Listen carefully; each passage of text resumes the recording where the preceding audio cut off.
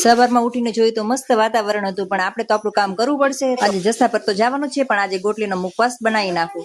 તો એના માટે કુકરમાં 5 સીટી થવા દેવાની છે. 1 ગ્લાસ પાણી મૂકી દીધું છે અને ગોટલી પણ ધોઈને કુકરમાં નાખી દીધી છે. અને જો કુકરમાં સીટી થાય છે અને લોટ પણ બાંધી દીધો છે અને લોટને ઢાંકીને મૂકી દીધો, કેમ કે મારે જવું છે હવે નાવા માટે. તો હવે તૈયાર થઈ જઈએ નાવા માટે. તો હવે નાઈને આવી તો કુકરમાં સીટી થઈ ગઈ હતી અને ગોટલી વફાઈ પણ ગઈ હતી, પણ ઠંડી કરી અને પછી એના કટકા કરી નાખ્યા. કટકા નાના નાના કરીને તમે જુઓ કટકા થઈ ગયા છે. અને હવે આમાં મસાલો નાખવાનો છે. મસાલો એટલે કે બીજું કાંઈ નહીં, મીઠું અને હળદર જ નાખવાની છે. અને મીઠું અને હળદર નાખીને તમે જો થોડુંક આવી રીતે કરીને ચમચી વસ્તી હલાવી નાખવી તો થઈ ગયો અમારો મુખવાસ રેડી. અને પછી આપણે કુકરને બીજી વાર ચડાવવાનો હતો, કેમ કે મેકવા નથી મગની દાળ મૂકી અને એના વઘાર માટે તો ડુંગળી તો નાખવી જ પડે. અને આ તો શિમલા મિર્ચ, પણ આખું નાખવાનું નથી, આટલું જ નાખવાનું છે. તો મારી દાળ અને રોટલી થઈ ગઈ તૈયાર. તો ચાલો હવે થઈ ગયા રેડી અને જવાનું તું જસા પર. તો એક્ટિવા ફટાફટ બારે કાઢ્યું અને